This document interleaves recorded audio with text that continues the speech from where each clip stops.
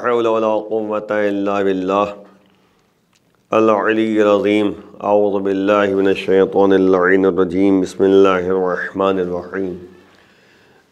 الحمد للہ والصلاة علی اہلہا رب اشرح لی صدری ویسر لی امری واحلل عقدۃ من لسانی یفقہوا قولی، اما بعد۔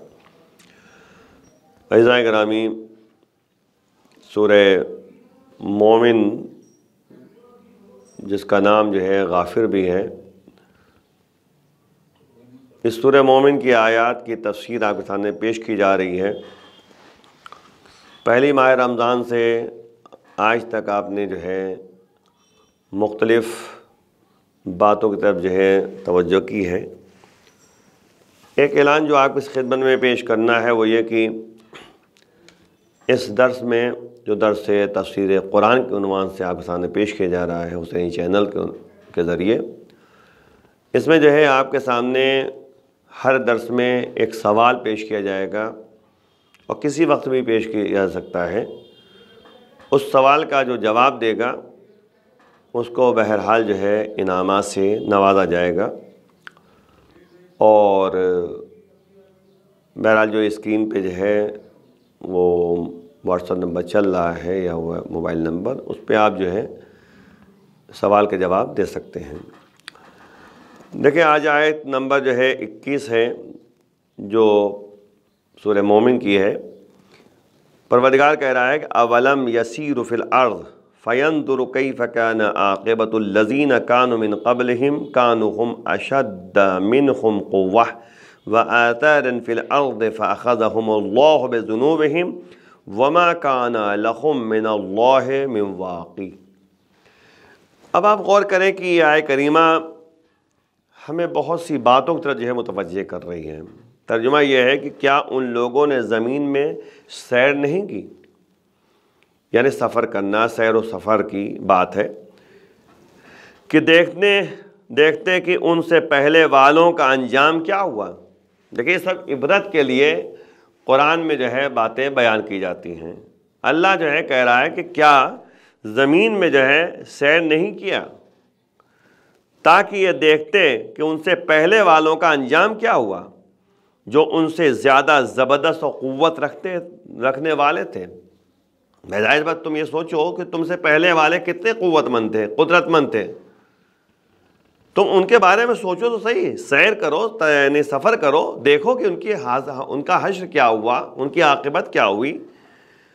اور زمین میں آثار کے مالک تھے، وہ باقاعدہ جو ہے ان کے پاس یعنی حکومت تھی، دولت تھی، ہے نا، اور پھر خدا نے انہیں ان کے گناہوں کی گرفت میں لے لیا۔ جیسا گناہ کیا تھا اس کی بنیاد پر ان کو گرفت میں لیا، اور اللہ کی گرفت جو ہے مضبوط ہوتی ہے، اور اللہ کے مقابلے میں ان کا کوئی بچانے والا نہیں تھا۔ دیکھیں، یاد رکھیں، اگر آپ تاریخ کا مطالعہ کیجئے، دیکھیے کیسے کیسے قومیں آئیں اور کس طریقے سے ان کے اوپر عذاب نازل ہوا۔ ہر دور میں جو ہے دو طرح کے افراد پائے گئے، نبی کی بات ماننے والے، نبی کی بات کو ٹھکرانے والے۔ اللہ نے جو ہے متوجہ کیا، اور ظاہر سی بات ہے کہ نبی کے ذریعے اللہ نے باقاعدہ ان کو متوجہ کیا، اور اللہ کی رحمت، اللہ کی مہربانی بہرحال ان پر چھائی رہی۔ لیکن بہت سارے ایسے مواقع آئے جہاں پر اللہ نے عذاب سے جو ہے ان کو دوچار کیا، عذاب نازل کیا، اور ظاہر سی بات یہ سب نبیوں کے کہنے کی بنیاد پر عذاب نازل کیا ہے۔ آپ دیکھیں جناب یونس علیہ السلام جو کہ تبلیغ احکام الہیہ کر رہے تھے، انہوں نے اللہ کی بارگاہ میں بد دعا کی، پروردگار یہ قوم ایسی ہے جو ہماری بات نہیں سن رہی ہے، یہ قوم ایسی ہے جو تیرا کہنا نہیں مان رہی ہے، اس پر عذاب نازل کر دیں۔ بہرحال اللہ نے جو ہے، بھائی نبی معصوم ہے، نبی کے بات کو جو ہے ٹھکراتا نہیں ہے، اس نے فوراً جو ہے یہ عذاب کے لیے جو ہے کہہ دیا کہ فلاں وقت جو ہے عذاب نازل ہوگا۔ تو جب یہ کہہ دیا پروردگار نے کہ فلاں وقت عذاب نازل ہوگا، تو جناب یونس علیہ السلام قوم کے درمیان گئے اور کہا، ایھا الناس، اے لوگوں سنو، تم لوگ جو ہے میرا کہنا نہیں مانتے تھے، اللہ کا کہنا نہیں مانتے تھے، نبی پر ایمان نہیں لاتے تھے، اللہ پہ ایمان نہیں لائے ہو، تو اللہ کا عذاب نازل ہونے والا ہے فلاں وقت۔ اب یہ کہہ کر جو ہے جناب یونس علیہ السلام وہاں سے قوم سے تھوڑا دور چلے گئے۔ اس انتظار میں کہ اللہ کا عذاب نازل ہونے والا ہے۔ اب یہاں پر جو ہے غور کا طلب بات یہ ہے کہ عالم جو تھا، علم والا تھا، ایک عالم تھا، ایک عابد تھا، ان دونوں نے باقاعدہ بیٹھ کر جو ہے اس بات کا فیصلہ کیا آخر کیا کیا جائے، عذاب تو نازل ہوگا اور سب جو ہے برباد ہو جائیں گے، ختم ہو جائیں گے۔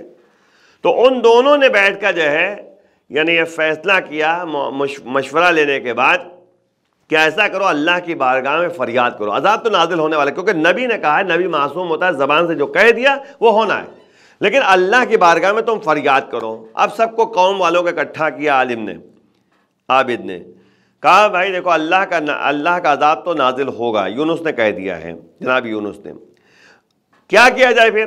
بھائی بچنا ہے تو کوئی راستہ نکالنا ہوگا۔ کہا کیا کیا جائے؟ ایک کام کرو کہ عورتوں کو الگ، بچوں کو الگ، مردوں کو الگ، جانوروں کو چھوڑ دو، کھول دو بالکل، اور سب فریاد کریں اللہ کی بارگاہ میں۔ بچے روئیں، رونے دو، ان کو جو ہے بھوکے ہیں بھوکے رہنے دو، ماؤں کو عورتوں کو الگ کر دو، وہ فریاد کریں اللہ کی بارگاہ میں، روئیں گڑ گڑائیں، اللہ کی بارگاہ میں معافی مانگیں۔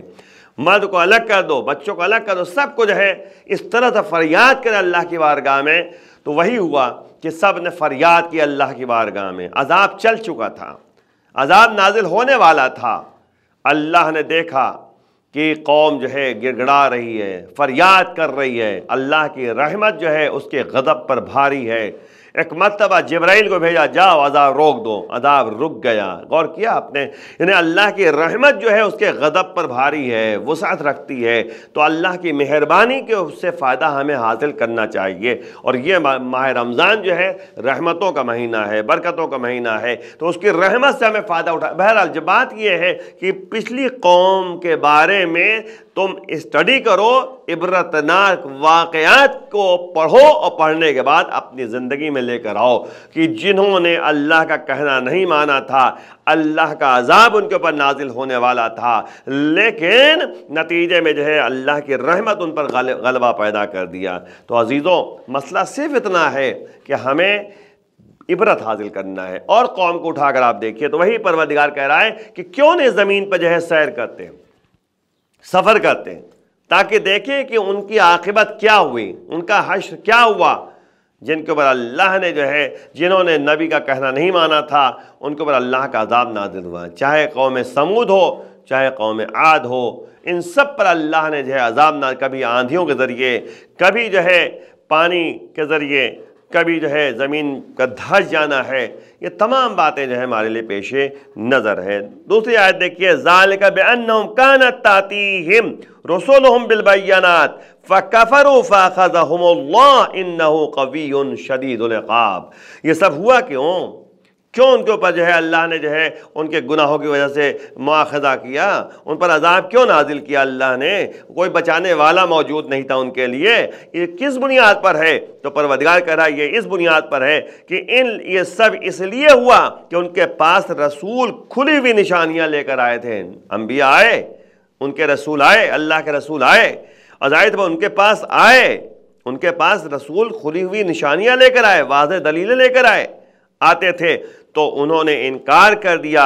تو پھر خدا نے بھی انہیں اپنی گرفت میں لے لیا کہ وہ بہت قوت رکھنے والا اور قوت مند ہے اور سخت عذاب نازل کرنے والا ہے۔ تو آپ غور کر رہے نہیں کر رہے؟ تو یعنی مطلب کہنے کا یہ ہے کہ اللہ کی نافرمانی کا نتیجہ، ان کے گناہوں کا نتیجہ ہے جو اللہ نے ان کے اوپر عذاب نازل کیا ہے۔ انہوں نے انکار کیا، جھٹلایا ہے انبیاء کو، رسولوں کو۔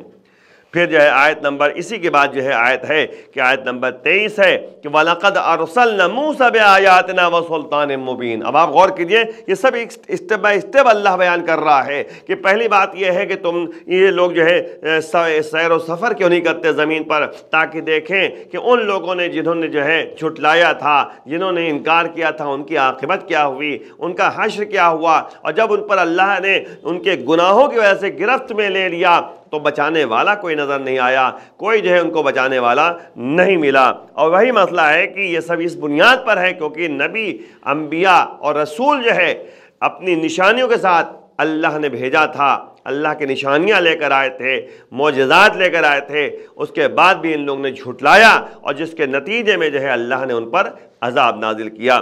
اور اسی بات کا ہے وَلَقَدْ أَرْسَلْنَا مُوسَىٰ، اور پھر موسیٰ کا تذکرہ ہو رہا ہے. کیا کہہ رہا ہے پروردگار کو؟ بے شک ہم نے موسیٰ کو اپنی نشانیوں کے ساتھ اور سلطان مبین اور روشن دلیل کے ساتھ ہم نے بھیجا. کہاں بھیجا؟ اِلَىٰ فِرْعَوْنَ، فرعون کی جانب بھیجا. کس کو بھیجا؟ موسیٰ کو فرعون کی جانب بھیجا. وَحَامَانَ، حامان کی طرف بھیجا. وَقَارُونَ، قارون کی جانب بھیجا. فَقَالُوا سَاحِرٌ كَذَّابٌ، تو ان لوگوں نے کیا کہا یہ تو موسیٰ جو ہے جادوگر ہے اور جھوٹے ہیں، کذاب، بہت جھوٹ بولتے ہیں. تب آپ غور کیجئے، وہ واقعہ میں نقل کرنا چاہوں گا کہ جب جناب موسیٰ علیہ السلام کوہ طور پر گئے تھے تو اللہ نے واضح نشانیاں دی. اے موسیٰ اس میں گئے تھے آگ لینے کے لیے نا، ٹھنڈک کا موسم تھا، زوجہ ساتھ میں تھیں. اس کے بعد جو ہے ٹھنڈک جب لگ رہی تھی تو دیکھا کہ کوہ طور پر کہیں آگ دکھ رہی ہے، تو یہ آگ لینے گئے تھے کہ جس سے آگ مل جائے تو کچھ سہارا مل جائے گا. اب گئے آگ لینے کے لیے، وہاں جیسے ہی پہنچے ایک مرتبہ درخت سے آواز آتی ہے، موسیٰ تمہارے ہاتھ میں کیا ہے؟ اب یہ دیکھ رہے ہیں کہ آخر کون؟ کہا میں تمہارا پروردگار ہوں. اللہ نے آواز پیدا کی، اور اس کے بعد جو ہے موسیٰ نے کہا کہ یہ ایسی چیز ہے جس سے میں پتے توڑتا ہوں، جس سے میں بکریوں کو ہکاتا ہوں، ہے نا، اس پہ ٹیک لگاتا ہوں، یہ میرا عصا ہے. تو موسیٰ نے اس سے پروردگار نے کہا عصا پھینکو، اژدہا بن گیا، پکڑ لو، عصا بن گیا. ید بیضا، جو ہاتھ تھا نکالو، دکھایا تو یہ روشنی پیدا ہوئی. تو اب آپ دیکھیں یہ دو معجزات کو پروردگار نے عطا کیا. ایک عصا جو ہے اژدہا بنتا تھا، اور دوسرا ہے کہ ید بیضا روشنی نکلتی تھی، روشنی ساتھ ہوتی تھی. بہرحال یہ دونوں معجزہ لے کر وہاں پر پہنچے فرعون کے پاس. لیکن پروردگار کی بارگاہ میں ایک جملہ کہا تھا کہ پروردگار مجھے میرا بھائی جو ہارون ہے اس کو میرا وزیر، میرا ساتھی بنا دیں. تو پروردگار نے کہا ٹھیک ہے، ان کو بھی اپنے ساتھ لے کر جاؤ. تو پھر جو ہے ایک جملہ کہا قرآن میں موجود ہے، اذهبا الی فرعون. دیکھیں ایک جملہ یہ بھی، اذهبا، دونوں تم لوگ جاؤ، ہے نا، اذهبا الی فرعون، یعنی موسیٰ اور ہارون تم دونوں جاؤ فرعون کی جانب. انہ طغا، وہ طغیانی پیدا کر رہا ہے، وہ سرکش ہو چکا ہے. تو اب آپ غور کریں کہ یہیں پہ پروردگار کر رہا ہے اس آیت کریمہ میں کہ ہم نے موسیٰ کو اپنی نشانیوں کے ساتھ بھیجا. نشانیاں کیا تھی؟ عصا اژدہا بنتا تھا، ید بیضا، ہے نا، روشنی نکلتی تھی. تو اب آپ غور کیجئے، سلطان مبین اور روشن دلیل کے ساتھ بھیجا. اچھا ٹھیک، اب فرعون کے پاس یہ دونوں پہنچے، ہے نا. جب پہنچے تو اب فرعون سے کہا کہ میں جو ہے رسول خدا ہوں، مجھے تم رسول مانو، اللہ کو وحدہ لا شریک مانو. اللہ وحدہ لا شریک ہے، وہی خالق کائنات ہے. تو کہا کیا بات ہے؟ کہا دلیل میرے پاس ہے. کہا دلیل کیا ہے؟ عصا پھینکا، اژدہا بنا، پکڑ لیا، اس کا ید بیضا، یہ دونوں معجزات دکھایا. تو اب جو ہے وہاں پر وہ جو اس کا وزیر تھا فرعون کا، اس نے کہا کہ یہ تو جادوگر ہیں، ان کو جو ہے لے چلو، ان سے مقابلہ کرایا جائے گا. بہرحال جو ہے فرعون کی بات سمجھ میں آ گئی. فرعون نے بھی یعنی وزیر کی بات مان لی، اور اس کے بعد جو ہے باقاعدہ ایک مقابلہ ہوا جادوگروں سے. اور کون کون؟ بڑے بڑے جادوگر تھے، ہے نا. آپ غور کریں، اللہ جو ہے دکھانا چاہتا ہے کہ حق حق ہے، باطل باطل ہے، سچ سچ ہے، جھوٹ جھوٹ ہے. سچ کا بول بالا ہوتا ہے، حق کا بول بالا ہوتا ہے. نتیجے میں ایک باقاعدہ جو ہے مقابلہ ہوا. اچھا مقابلہ ہوا، اکثر میں اس واقعے کو نقل کرتا رہتا ہوں، اکثر میں نے نقل کیا ہے. تو ایک مقابلہ ہوا، فرعون نے جو ہے، فرعون کے جادوگر جو تھے بڑے بڑے، وہ سب جو ہے اپنی رسیاں، اپنی جو ہے لکڑیاں پھینکی، وہ سانپ بن کے اسٹیج پہ ٹہلنے لگے. وہ سب ہے نا، لکڑیاں سانپ بن گئیں، ہے نا، رسیاں سانپ بن گئیں، اب رینگنے لگے. اب اس کے بعد جو ہے موسیٰ کو حکم ہوتا ہے، پروردگار کہہ رہا ہے اے موسیٰ تم اپنا عصا پھینکو. عصا پھینکا، اژدہا بن گیا. اس نے تمام سانپ کو نگلنا شروع کر دیا، ایک سانپ بھی نہیں بچا جو بنائے ہوئے سانپ تھے. اور پھر جو ہے عصا بن گیا، یعنی اژدہا کو پکڑا اور عصا بن گیا. اس کے بعد جو ہے جو جادوگروں کا مین تھا، استاد تھا، وہ تھا نابینا، وہ تو کچھ نہیں دیکھ رہا تھا. اس نے اپنے جو ہے جادوگروں سے پوچھا، اپنے ساتھیوں سے، ہوا کیا؟ کہا بہت غضب ہو گیا. کہا ہوا کیا؟ کہا سب جو ہے اس دہ نے کھا لیا. کیا مطلب؟ سب، کچھ نہیں بچا؟ کہا نہیں کچھ نہیں بچا. کہا کیسا ہوا؟ کہا ایسے ہوا. پورا واقعہ بیان کیا. اب جو ہے جیسے ہی جو ہے اس نابینا ساحر اور جادوگر نے دیکھا، استاد نے سنا ہے نا، سنا دیکھا نہیں، سنا جو انہوں نے بتایا، تو جب سے ایسے سنا سجدے میں سر رکھ دیا اور کہا آمن تو، میں ایمان لاتا ہوں موسیٰ اور ہارون کے پروردگار پر. جیسے ہی استاد نے پیشانی زمین پر رکھی اور موسیٰ اور ہارون کے پروردگار پر ایمان لانے کا اعلان کر دیا، سب جادوگر جو تھے وہ سب سجدے میں گر گئے. اور اس کے بعد آمن تو کہا میں ایمان لاتا ہوں موسیٰ اور ہارون کے پروردگار پر. تو حق ہوتا ہے. کچھ لوگوں نے حق کو قبول کر لیا اور کچھ لوگوں نے حق کو قبول نہیں کیا. اس کے نتیجے میں فرعون نے جب دیکھا تو یہ تو بہت غلط ہو گیا کہ کہ ہمارے پالے ہوئے جادوگر جو ہے جو ہمارے ہاں روٹی کھا رہے تھے، ہمارے یہاں جو رہ رہے تھے، پل رہے تھے، ہم پیسہ دے رہے تھے، وہ آج جو میرے مقابلے میں آ گئے. ایک مرتبہ فرعون نے دہاڑ کے کہا کہ تم لوگ میری ایجاد کے بغیر ایمان لے آئے. کہا اس میں ایمان کی کیا، اس میں ایجاد کی ضرورت کیا ہے؟ حق ہم نے سمجھ لیا، حق بیانی، حق سمجھنا جو ہے اس میں ایجاد کی کوئی ضرورت نہیں ہے. کہا ٹھیک ہے، اگر تم پلٹے نہیں تو تمہارے ایک داہنا ہاتھ اور بایاں پیر اور بایاں ہاتھ داہنا پیر کاٹ کے تمہیں کھجور کی درخت پر لٹکا دوں گا. تو غور کیا آپ نے؟ انہوں نے کہا کوئی بات نہیں، تمہیں جو کرنا ہو کر لو، ہم نے حق کو قبول کر لیا ہے. بہرحال ان لوگوں کو جو ہے کھجور کی درخت پہ لٹکا دیا گیا، لیکن یہ حق سے پیچھے ہٹنے والے نہیں تھے. یہ ایمان کی حقیقت ہے. یہ صحیح معنوں میں اسی لیے کہتے ہیں عبرت حاصل کرو، حقیقت کو سمجھو اور نتیجے میں اس پر ایمان لانے کی ضرورت ہے. اس کے بعد آپ غور کریں کہ فرعون، حامان، قارون کی طرف تو ان سب نے کہہ دیا کہ یہ جادوگر ہیں اور جھوٹے ہیں. یہ عجیب بات ہے، غور کرنے کی بات ہے. یہ عجیب بات ہے کہ قدرت نے جناب موسیٰ کے مقابلے میں ساری قوم کو چھوڑ کر صرف 3 افراد کا ذکر کیا. کس کا؟ فرعون کا، حامان کا اور قارون کا، ہے نا. سب کو چھوڑ دیا کہ ہر موسیٰ کے مقابلے میں گمراہی اور فساد کی بنیاد ایسی ہی افراد ہوا کرتے ہیں. چند افراد ہوتے ہیں لوگوں کو بہکاتے ہیں، ہے نا. مقابلے میں چند افراد ہوتے ہیں جو بہکاتے ہیں.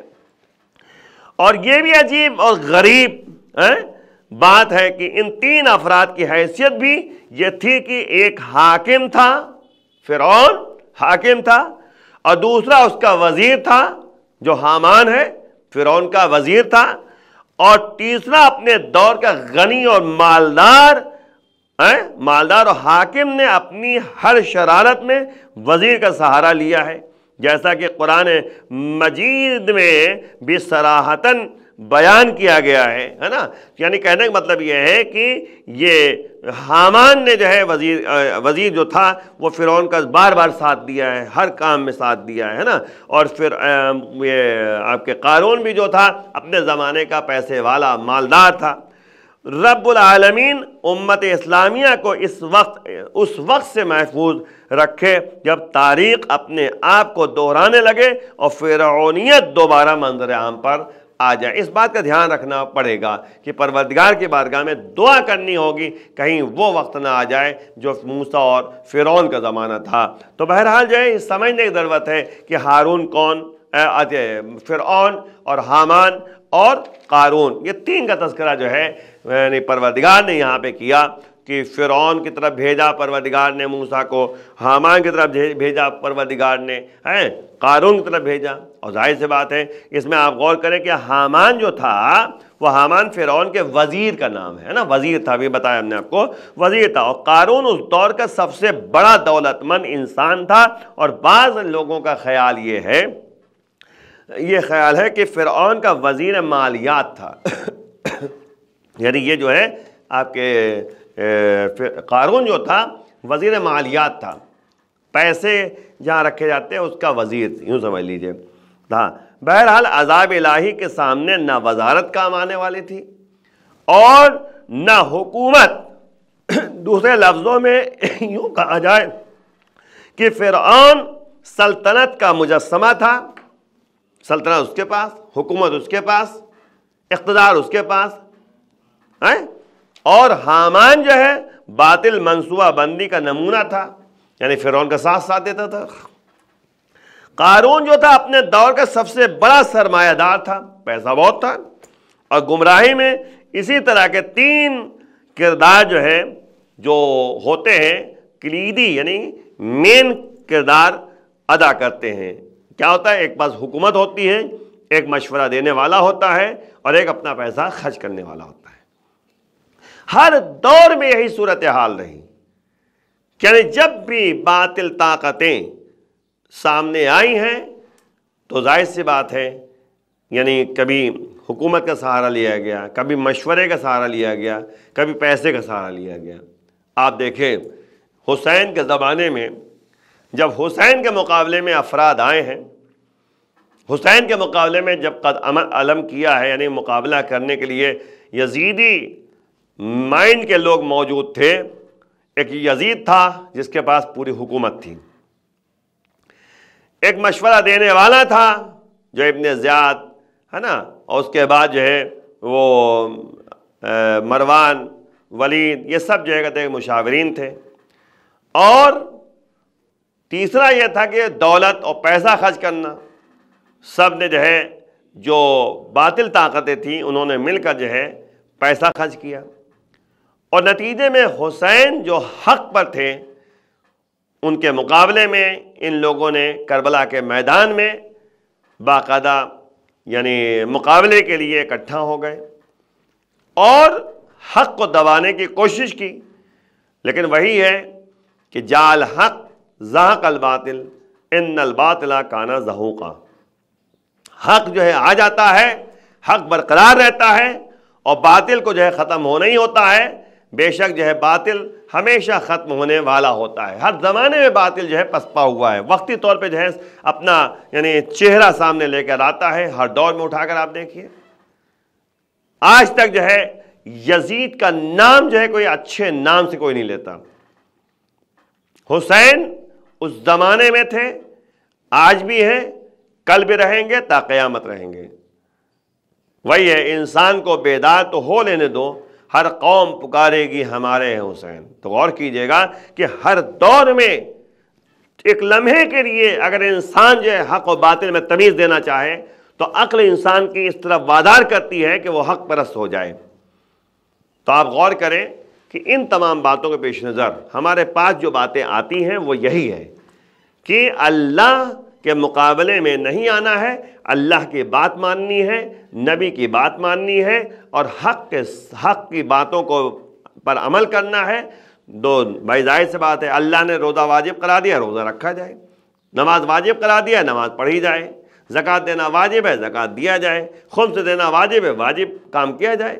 بھائی ظاہر سے بات دیکھیے مسئلہ کیا ہے، انسان اس دنیا میں آیا ہے تو اعمال انجام دے گا نا۔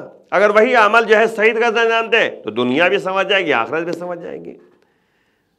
دیکھیے حقوق الناس بہت اہم پہلو ہے، ہر ایک کا خیال کرنا بہت اہم پہلو ہے۔ نماز بھی حقوق الناس کا مسئلہ ہے، وقت ملے گا تو انشاءاللہ کبھی ہم بیان کریں گے کہ کیسے۔ دیکھیں نماز جو ہے کیسا ہے جس میں حق اللہ بھی ہے اور حق الناس بھی ہے، دونوں کام ہیں۔ نماز انسان صحیح سے پڑھے گا تو حق اللہ بھی ادا کرے گا اور حق الناس بھی ادا کرے گا۔ اسی لیے جو ہے ضرورت اس بات کی ہے کہ ہم سمجھیں، وہی جو ہے پروردگار کہہ رہا ہے کہ ہم نے جو ہے موسیٰ کو بھیجا آیات اور نشانیوں کے ساتھ۔ تو نشانیاں بہرحال جو ہے غور کریں گے آپ تو آیات جو ہے بہرحال معجزے کو کہتے ہیں، جو معجزہ جو ہے انہوں نے دکھایا، ہر زمانے میں نبی نے معجزہ دکھایا۔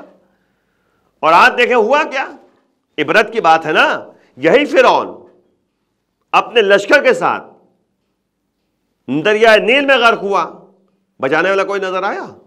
کوئی بچانے والا نظر نہیں آیا۔ تو اس لیے ہمارے ضرورت اس بات کی ہے کہ ہم سمجھیں کہ ہم کون، کیسا اور کس طرف جو ہے، وہی مولا کا قول ہے کہ اینما تذہبون، اینہ تذہبون، کہاں بھاگے جا رہے ہو، انا تؤفکون، کہاں تمہیں لے جایا جا رہا ہے، ٹھہرو، حق کے ساتھ رہو، اور نتیجے میں اللہ کا کہنا مانو، قرآن کی باتوں کو مانو، اس پر عمل کرو۔ یہ ہمیں درس ملتا ہے آج کے حساب سے۔ آج کا جو ہے سوال جو آپ کے سامنے پیش کرنا ہے کہ حامان کون تھا؟ آخر بارگاہ معبود میں دعا کرتے ہیں، پروردگار امام کے آوان و انصار میں شمار فرما، امام کے ظہور میں تعجیل فرما۔ وآخر دعوانا الحمدللہ رب العالمین، والسلام علیکم ورحمۃ اللہ وبرکاتہ۔